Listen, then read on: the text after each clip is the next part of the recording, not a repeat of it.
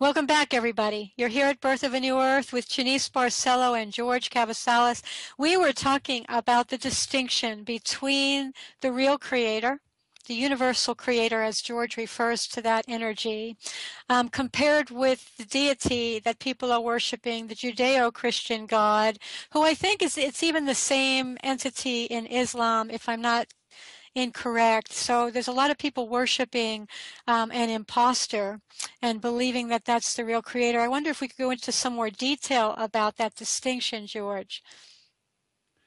Well, in all honesty, there's probably about 99.9% of the population on the planet worshipping that creator, and not in the form of worship that people will understand about getting on their knees. The programs of this God entity are far more sophisticated than just the old-fashioned notion of the God of the Old Testament demanding worship. Far more sophisticated than that. This being has been around for a very long time and has worked its way to the top of this most amazing position and role-playing in this universe. And the universe has been, when I hear people talking about, like, say, the world of science, the religion, because science is a religion, true science, Yes, there's very little true science going on in this world. Yeah. But the religious science will say that creation has been around for about 14 billion years, or maybe a bit longer than that. That is so far from the mark. There are no numbers that you can attach to the age of this universe. In reality, there isn't. Simply, if you think about the great arena, for example, the great arena itself has parallel universes within it, the universal matrix, what I call the universal matrix, the organic one. It has untold numbers of parallel universes within it. And that is one section of the main universe. So the magnitude of what I'm sharing here is so great. It's very challenging for our current mental paradigm to actually grasp these concepts. You actually have to go beyond the framework of your mind and really start getting back into your core essence of who and what you are and your soul to really understand, to begin to really grasp the concepts, because this will make people's minds hurt. Because in an effort to bring it into a more grounded space, because I fully understood what you spoke about when I listened to one of your videos. My mind really got it right away. Can we share a little bit with the listeners about what are some of the programs of this very sophisticated false God, imposter God? What are some of the programs that people are participating in? Sure. So whether someone is a fanatical Christian, whether somebody's a fanatical Islamist or a fanatical Buddhist or a Hindu, Zionist, or shaman, because the majority of the shamanism in this world has been infiltrated too. This entity has infiltrated every single one. Or whether you're a part of a secret society and you're participating in occult rituals, and the practices and the doctrines of these cults and occults, well, you're all, and I can't leave out the New Age religion. So all of those have a common denominator. So people think they've gone from Christianity to the New Age religion, and they think they're free and they're sovereign and they've broken free from that God entity. Well, no, all it's done is presented a different package, a different set of programs and doctrines, but it's still the same system, like the mechanisms that people are using. And I'll give an example. Yes, please. And I understand this is very challenging for people. I understand that. But I ask people to really try and let go of their programming and start getting into more of the organic, natural order of life. So whether you sit and you meditate and you align your chakras, for example, and you try to open your crown chakra, well, opening your crown chakra to connect with God and accessing God through your pineal gland, for example, is absolutely no different to the opening of the seventh seal, because the chakras are the seven seals, and connecting with God. It is no different when you're doing Kundalini meditation and you get the Kundalini going up the spine towards the pineal gland. So you're going up your 33 vertebrae where you get to the top and you become a 33rd degree Freemason. And you hit the pineal gland, and because you're using spirit fire in Masonry, which is Kundalini in the New Age religion, which is Holy Ghost in the fanatical Christianity, and you open the seventh seal, you open the crown chakra, you're opening the pineal gland. Each group has its own name for it. It's the same program. It's just shouldn't we be asking what are we opening ourselves up to? I've heard you speak of chakras as portals of manipulation, and here we are inviting what kind of energies to come into our system and manipulate us. Well, chakras are a technology. They are a technology. If for anybody who experiences life beyond, so the question to ask oneself is, do I exist beyond the chakra system? Do I exist beyond this energy known as Kundalini, or is that all I am? Do I exist beyond accessing knowledge of the universe through my pineal gland and achieving what I label, and the majority of life in the universe labels, mind enlightenment? Because the pineal gland is in the environment of the brain, it's in the environment of the mind. You see, your soul is something different. Very. and the love that one experiences through a heart chakra is so incredibly shallow relative to the love and the beingness one experiences through your soul center. It's a very different experience. It's a very different version of love. So people are caught up in the spiritual practices and the spiritual doctrines and dogma of the, first of all, if you just look at it in recent times, the ruling elite of the ancient past, because they kept it really secret for a very long time. Now it's just flooded the public arena, hasn't it? Isn't that interesting? Why that would be happening right now? Why is it happening right now, George? The reason it's happening right now is because it's harvest time. So people are being aligned. And when you look at the pineal gland, and I mean really look at the pineal gland, and there's so much glorification of the pineal gland. People have gone as far as calling it the seat of the soul, and that could not be further from the truth. It really could not. What the pineal gland enables one to do is, it's first of all, if you really look at it and you really know your body, you're really in deep communication with your body, you will know that it is a foreign body. Half the world's population does not drink fluoridated water, yet that half of the world's population have calcified pineal glands. And I'll tell you why, because I haven't drunk fluoridated water for 20 to 30 years. And I'll tell you why my pineal gland is calcified. That's because I'm purposefully making it redundant, because I'm not going to access knowledge through my pineal gland. I'm going to access knowledge through my core center of who and what I am. This is my third eye, not this. This is my eye of universal creation, not this. So what that does, the pineal gland is a biological implant. And that will sound crazy to so many people, because they go, well, hang on, it's such an integral part of my glandular system, of the endocrine system. Well, it's positioned beautifully between the pituitary and the amygdala, the feminine, the amygdala, the pituitary, the masculine. The pineal gland is like the moon that's been placed between the earth and the sun.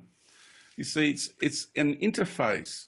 And what it does is it's a tuner, and it calibrates people to the synthetic universe and the creations of the God entity, because this universe has been around for a really long time. And if we understand what it's like to be a cosmic conqueror, if you put yourself in the position of being a cosmic conqueror and you are approaching a planetary population, how would you go about controlling that population? Would you just do it with forces on the ground? Well, we've all tried that, and it doesn't work, because you get rebellions after a while. That's a temporary thing. No, Yeah. what you do is you dig as deep into that reality as you can, and you try and reach into the most foundational templates of that reality and work from there out. So what you do is you implant technology, energetic technical implants, such as the chakra system, such as the Kundalini, which is the foundational base energies of the synthetic dark and the synthetic light. And you also put in a biological implant, which you can then make it look like it's all part of the natural makeup. And then you get people to want to participate in practices and engage in those technologies that you've implanted into those beings. It's not rocket science. It's basic control and manipulation of a species. It is not difficult to actually wrap your mind around that we have been seduced into believing that this is the pathway to enlightenment, and it's not. It's the pathway to a particular version of enlightenment, and it's the version of enlightenment that this God entity wants you to participate in and to love and to glorify. You said something earlier, George, and we've got only about 4.5 minutes before break, so I want to give you a heads up on that, that this is harvest time. What does that mean? What does that mean? Okay, so we're on the precipice of integrating and imploding all our dimensions. So there's what I call the ascension deception. That's what I'm calling it, the ascension deception, because it's all about getting people to, it's propagating the discarnate condition in this world. It's turned people to resent their existence here and to focus on things outside of themselves and to give their power away to beings beyond this reality and to beyond what they perceive their own abilities are. So we've been diminished in our nature, and we've been led to believe that we are somehow immature, infantile, relative to life in the universe, which couldn't be further from the truth. It is children the greatest of God. lie. We are children. Oh, that's and also that we are at the bottom of the universe. I can explain why this reality is so dense, and it's got nothing to do with being at the bottom of the universe. That is a total lie. This is cosmopolitical propaganda. Seriously, not just exopolitical. This is cosmopolitical propaganda. This comes from multi-dimensions out there in the universe, in the great cosmic arena, through the universal matrix. This God entity is a very big and powerful entity relative to life within the arena, and we need to respect and understand its capabilities. And this is cosmopolitics, and it's a very fierce campaign at the moment to win the minds and the hearts of the human race because of who and what we are. We see that over and over, especially in the New Age movement, how, your thoughts create your reality, your mind is everything. What's going on in your body, all your feelings, all the information you're getting through your feelings, that doesn't matter. What really matters is what's going on in the mind, and that's what we have to pay attention to. So I'm really glad to be having this conversation. I know it's almost about time for us to go to break, so thank you. George, when we went to the break, we were talking a little bit about how the entity that's masquerading as God has been promoting the idea of the mind as the most important thing. Do you have any sense of why this energy has chosen to focus on the mind as opposed to, something else like, sexuality is the most important thing and the Kundalini serpent in our nervous system is the most important thing? You want to share your thoughts about that? Yeah, sure. The reason it's focus and it creates so much an aura of importance around this mind energy is because that's what it is itself. It is a mind entity.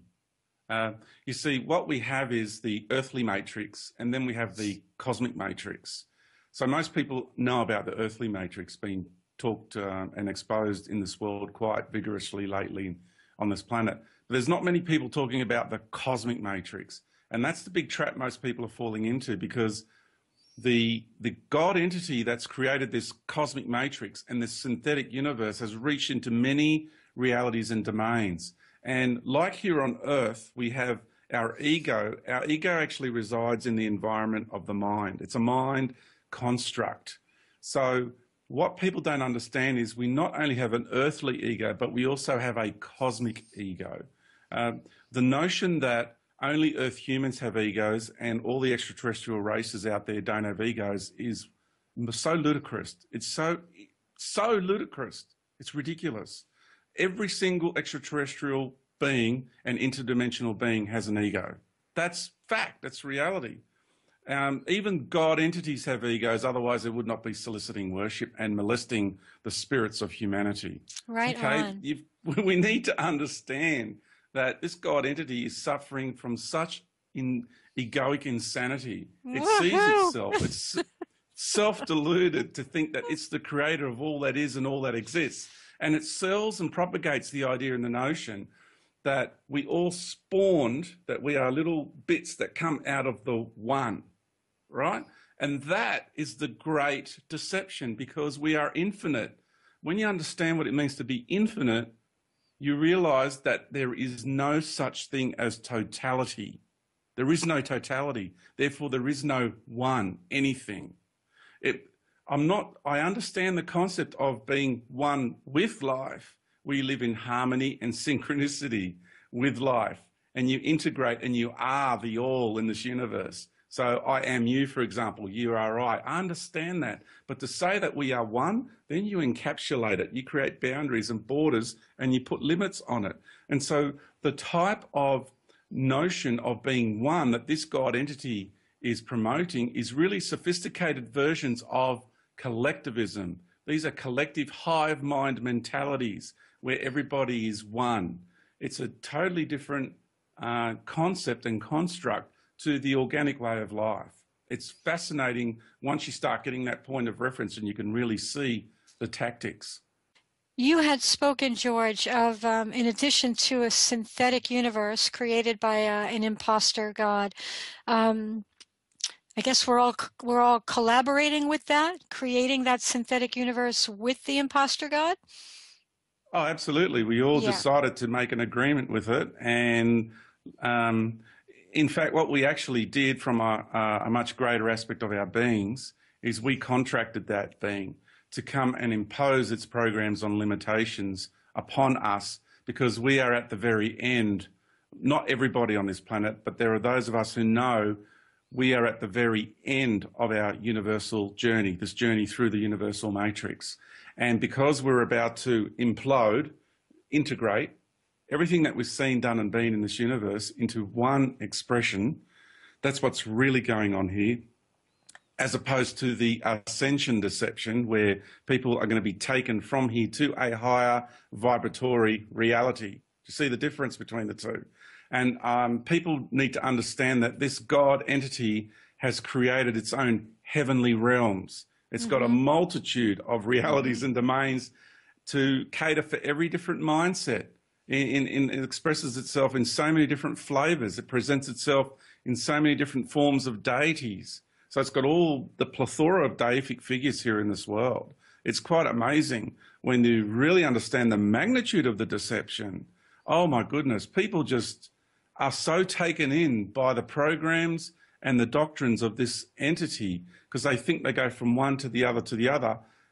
It's all the same program, like I mentioned earlier, and the mechanisms, the three mechanisms, are all the same in every single one of them. That's the common denominator. It's the mechanical, the technology, and the procedures that people are using. Even though they're approaching it in a slightly different way, you're all going to end up in the same place, because it's kind of like you have a building, and you have a large building, and you have doorways all around that building, and each doorway has its own advertising campaign, its own marketing campaign to lure you into that building. So you go past one door and you go, oh, I don't like that one. So you move along and you go, oh, I don't like that, and you go around the corner and then, oh, that looks nice. You know, that's got your attention. So you participate in those practices and those doctrines, and you like the flavor of those entities that are presenting themselves as your spiritual mentors. And then you open the door and you go in, but you're really in the same building as everybody else, if that makes sense.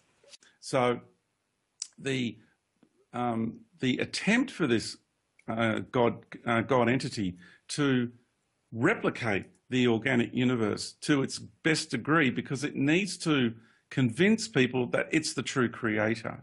So it's going to present some really alluring programs. angels, ascended masters. It has its Yes. own spiritual hierarchies. Like I said, it has its own heavenly realms.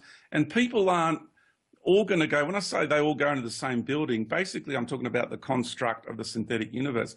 But that has a myriad, a multitude of realities and domains. And the reason I know that is because I know my universal journey. And I know I've already gone through that fun park, if you want to call it. I've already explored all of the realities and the domains that that entity has to offer, because I'm at the end of my universal journey. I'm at the end of my journey through this universe. And the reason why this reality is so dense is because this is a fractal reality. Because we needed to take, when we came in and became soul and became one with the creator of the universe, we then started branching out and exploring and expressing from the soul out. We created consciousness, which is the mind energy. We created spirit, which is a vehicle that carries different aspects of self. And then we started incarnating into realities and domains which we co-created with other beings, and we've all co-created with the creator of this universe. This universe is a co-creation.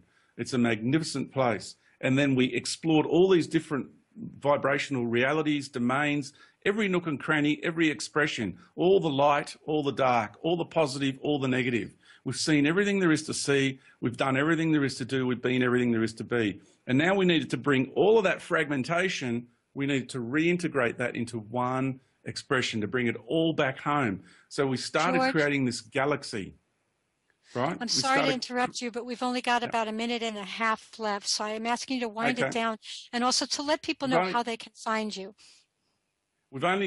So we created a galaxy by being a compressed version of the universe. So the galaxy is a fractal of the entire universal arena, on the entire universe, as a matter of fact. And then the solar system, then the Earth, then the human vessel. And that's why our genes are a fractal of the universe. And that is why this reality is so dense, because we're at the end. We're taking it all through the eye of the needle. We're bringing it home. And this is where the temporal meets the soul. This is immaculate conception going on. That's what you embody. That's what you are.